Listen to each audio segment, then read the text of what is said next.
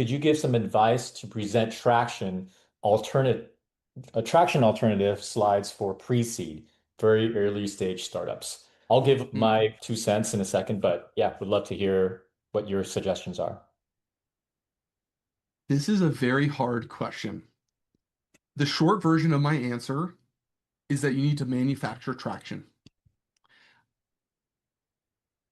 Don't waste time working on a pitch deck if you don't have a lot of traction to prove that it's already working. Okay. So what does that mean? I know some guys who had a very complex medical device. The product was not ready yet. However, they ran a really good marketing campaign and they got 100,000 people on a wait list. That was enough for Andreessen to give them a check. They didn't have the product done, but they manufactured traction. For Airbnb, if you look at their original deck, their traction slide was like four of their friends saying, "This is pretty cool." That's really weak, but they had a slide that still felt like this is traction. Okay. They also showed something a little similar. This is on their market size, but they said, hey, here's 500,000 people doing couchsurfer.com. Okay. That's another way of showing user behavior. But my very short answer is manufacture traction any way you can. They only really got money after they did that crazy stunt where they mailed everybody Obama O's and Captain McCain's cereal and got some press about it during like the 2008 Democratic convention. Okay. Then some venture capitalists actually wrote them a check because they're like, if they're that crazy and they can manufacture, like if they can get attention doing something this stupid, I think these guys are going to go all the way. And so, in other words, even if it's adjacent traction, manufacture some traction. That's my take. But Tony, maybe you have a better Yeah. argument. Better No, I ideas. totally agree with your comment. Let me add a couple more things. Without going into the specifics around the stage or funding round that you're going after, because different rounds of funding, the investors at each of those stages are looking for different things. Okay. In this particular question, the audience is asking about for pre-seed. If you're, let's just say, applying for Mucker Lab, we have an accelerator program. And by definition of accelerators, it's geared for founders at the very beginning of your startup journey. A lot of our founders in our accelerator are still working on MVP, minimum viable product.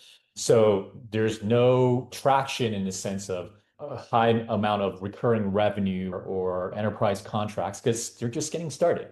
But one way that, or some of the things that we look for, example, are you alluded to this on your last slide, Matt. If you could go back to that chart, right? It's Yeah. value delivery, or the whole idea is it's working. So instead of showing that you've got revenue moving up to the right, talk about a result of the value that you're providing or the problem that you're solving for, maybe for or one or two design partners, right? Design partners being early alpha users or clients who you said, hey, why don't you test out our product? You could even provide it for free, right? Like at that stage, we just want to know that you're able to solve for a problem that you have hypothesized that is existing in the market today, right? And so, yeah, so be able to showcase stuff like this. We have early stage founders who are still trying to figure out pricing and how to monetize for consumer products. They've got active users. So show us how many active users you're getting on a daily, monthly, weekly basis, right? Your DAO, WOW, MAU, those acronyms, right? Show actual usage, be able to tell a story from the bottoms up. This kind of ties into, I don't want to go into a tangent here, but a lot of people talk about the TAM, right? Total addressable market. And sometimes people have a TAM slide. My personal take, and I can't speak for the rest of my investment team, but instead of going tops down and show this is the TAM that we're addressing, tell a story, right? Tell a story around, hey, this is one user or one client or one design partner that we've been talking to, and this is what we did for them, right? And you could start showcasing traction in that way and say, look, we've got five other conversations and we're in five different pilot programs with the similar types of customers or companies and so on and so forth. Related to this question, someone asked about LOIs.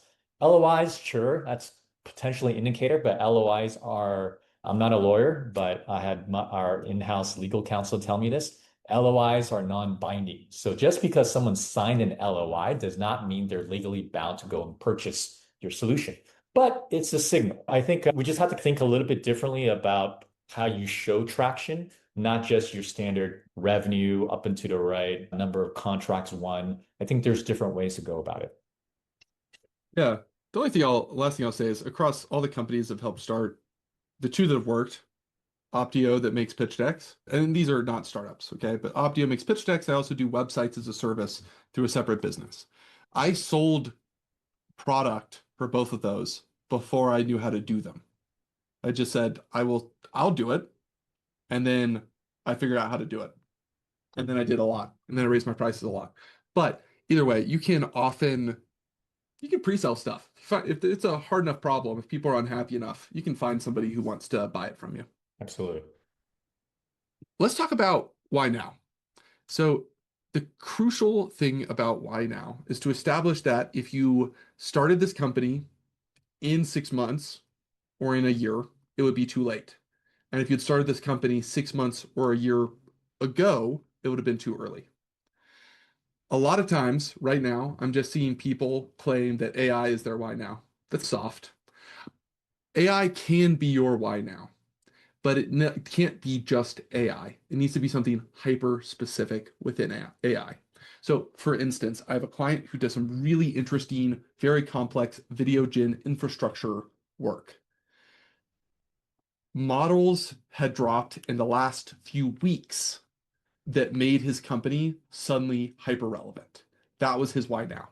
So it wasn't artificial intelligence, it was a hyper specific set of models that had just dropped based on a new breakthrough. That's the kind of thing that you want to look for. So let me talk about a why now slide. This is a why now for a very complicated, extraordinarily, this company was only possible because the government decided to change how they interpreted some regulatory docs. I mean, I can't it was so, there are a lot of lawyers involved in the early cash of this business. Okay. Very boring stuff. And so this is their regulatory framework discussion. Okay. It doesn't have an argument. It doesn't have a signpost. It has a weird, cheesy photo. At least he has the right number of fingers, but still, it's a really bad photo. It doesn't tell you anything. And then we have a long, very complex argument about how these things changed. This is how I rebuilt this slide. Why now? Recent regulatory rule changes made this possible. We also did, instead of explaining those things, we went and we found the actual PDFs and we pasted the actual PDFs onto the slide. You can argue with your lawyer's interpretation in 12 bullet points of how the regulation changed. You can't argue with the existence of PDFs. And so, as much as possible, you want to avoid an unnecessary argument. Now, eventually, as a part of any due diligence on this company, a serious investor would find a serious attorney to look at this.